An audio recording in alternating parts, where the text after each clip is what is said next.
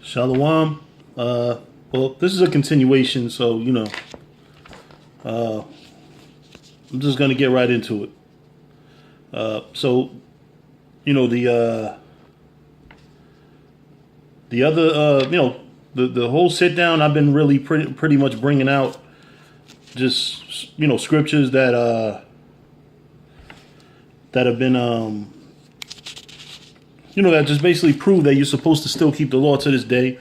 The first one was, Old Testament scripture. So, of course, you're going to have people talk about the New Testament. So that's where I went to Yahushua in Matthew, where he's breaking down not only that you still have to keep the law, but that now you have to keep a deeper law from within. And then, went to the book of Romans. This is a letter of Paul written to Israelites in Rome. You know what I mean? And telling them to keep the law. Now, one thing that I didn't point out about the book of Hebrews is it was actually written to Hebrew Israelites that were keeping the law. So if the book of Hebrews sounded like it was kind of, soft on keeping the law, it wasn't that. It was that these are Israelites that already know. They're already in the know. You know what I mean? They already know to keep the law. They just needed to incorporate more of that, number one, mercy and compassion. And number two, they also had to incorporate internalize the law. You know what I mean? So now what I'm going to do is to further prove what I'm saying. A lot of, or what the Spirit is having me say. I'm not saying nothing.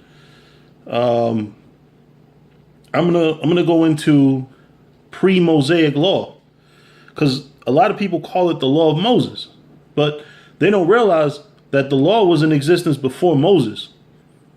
The Most High didn't just make a law when Moses came around. Moses just wrote down a law. That's why the scriptures say, Salah, I keep getting text messages. That's why the scriptures keep saying,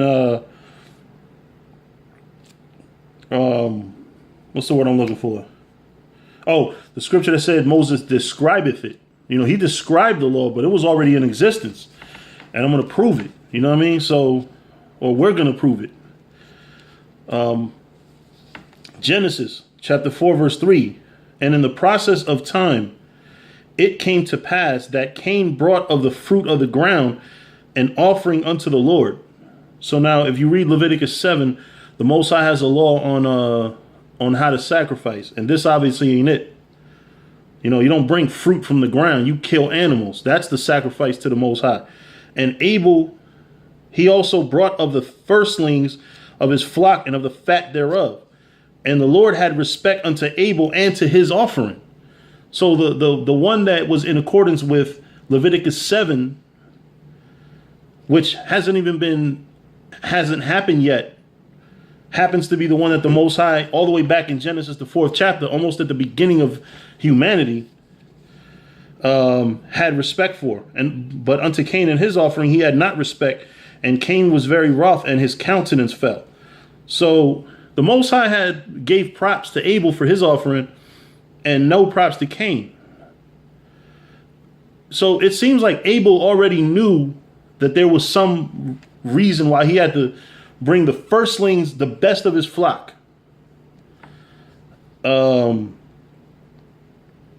Abel should have knew better.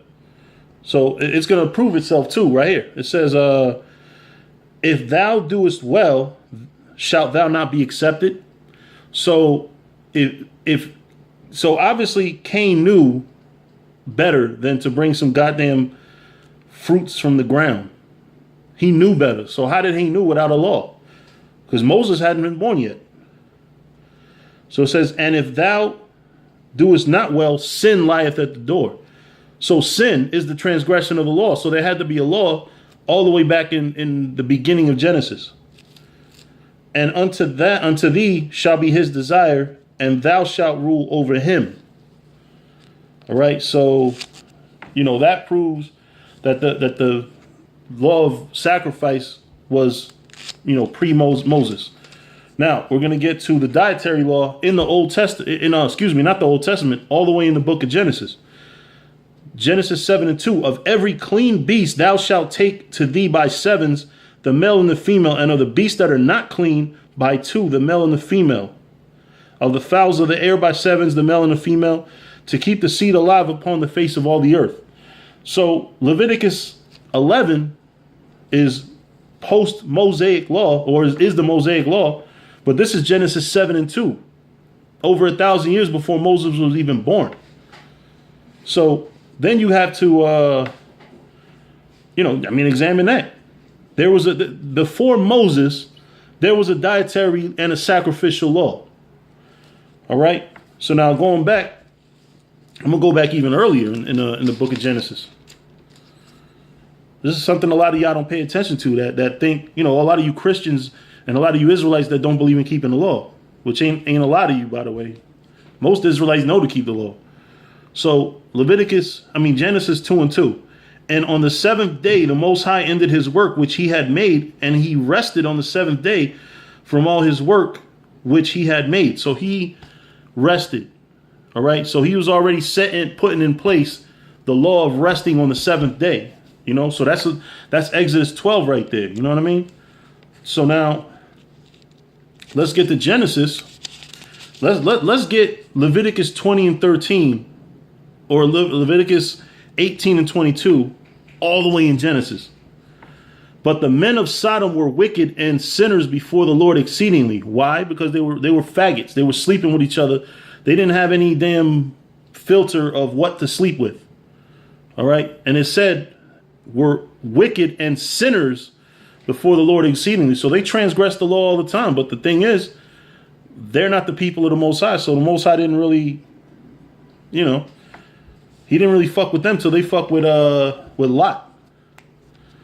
All right. So, the Most High and when you read the story of Lot and Sodom, why was he so dead set on the men of Sodom not sleeping with the angels? Because homosexuality was viewed wicked by the Hebrew community, even among the Hamites at that time. Also, just to conclude, this is going to be my last scripture.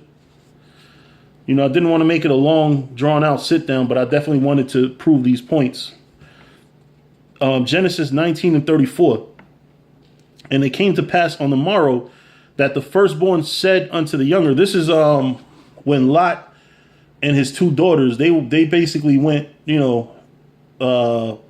fled, and they thought that they were the only people on earth.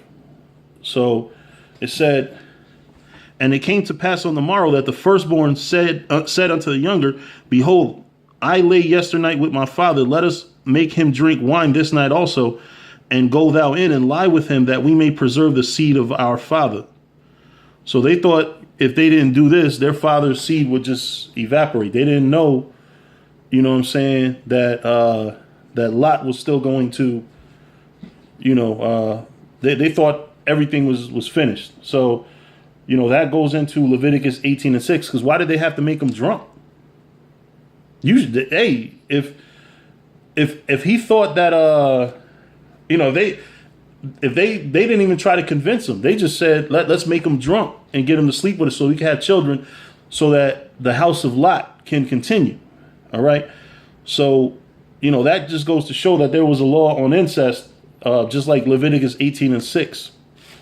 So, I hope, these videos were edifying, again, going back to the main point, Adiyala, that's a very evil doctrine you pushing, and you better be very careful, because the Most High's not with that. You're supposed to keep his law.